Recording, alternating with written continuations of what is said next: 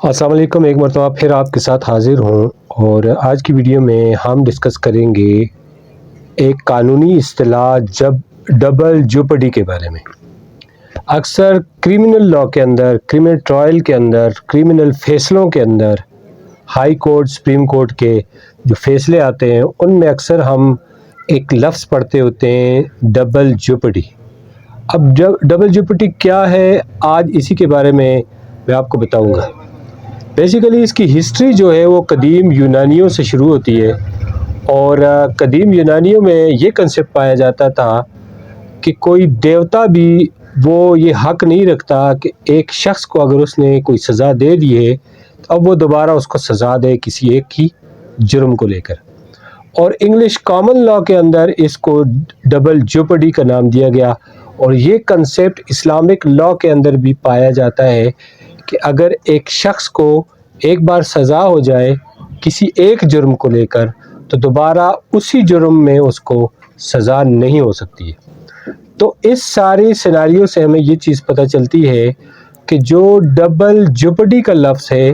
وہ اس سینس میں استعمال ہوتا ہے کہ جب کسی ایک شخص کے خلاف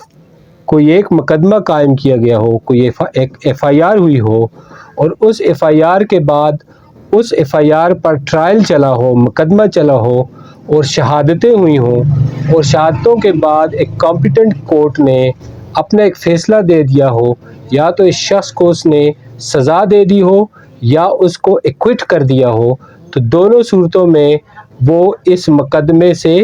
باہر ہو جاتا ہے۔ اگر سزا دی ہے تو اس نے سزا کاٹنی ہے، اور اگر بری کیا ہے تو وہ مقدمے سے بالکل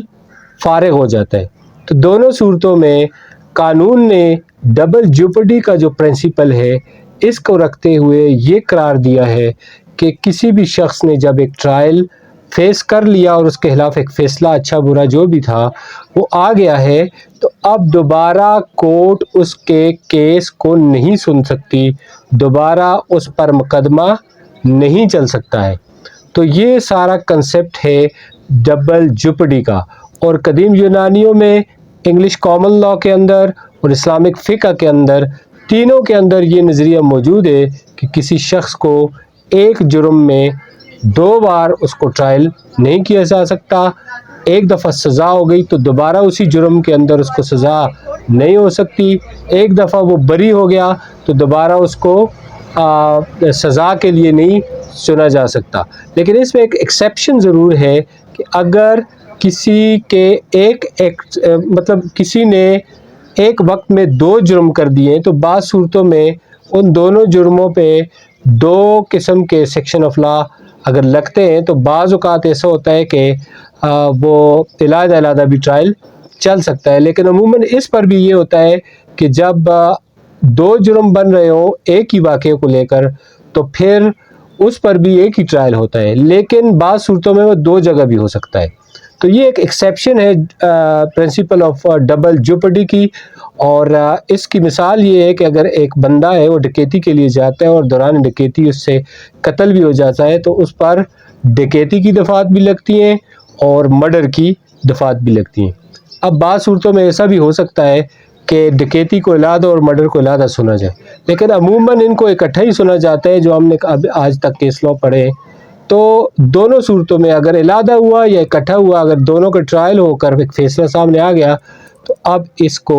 دوبارہ نہیں سنا جا سکتا۔ جو فیصلہ ہو گیا تو ہو گیا، اب اس کا کوئی اور حل نہیں ہے سوائے اس کے کہ اس کے آرڈر کے کینسلیشن کے خلاف اپیل، ریویژن وغیرہ میں جایا جائے۔ اس پہ جو قدیم یونانیوں کا وہ تھا پرنسپل تھا، اس کو اپنی زبان میں وہ کہتے تھے نان بس ان ایڈم، جس کا مطلب ہے جوپڈی، یعنی کسی شخص کو دو بار سزا نہیں ہو سکتی۔